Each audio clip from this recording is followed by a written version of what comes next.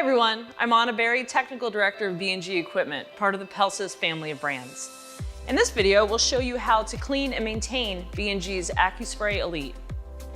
To remove trace amounts of formulation that were being applied in the AccuSpray Elite, regular cleaning is important.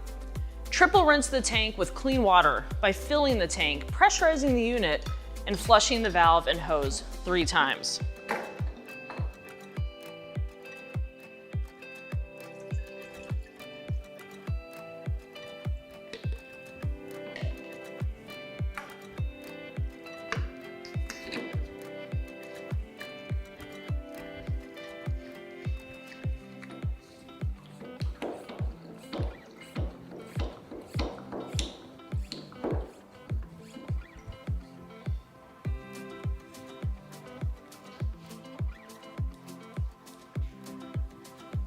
You'll do this 3 times to completely remove any trace of chemicals.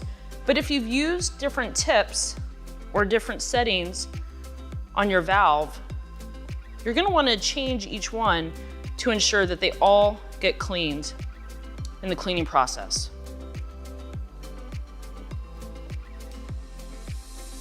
And run that rinse water right through it.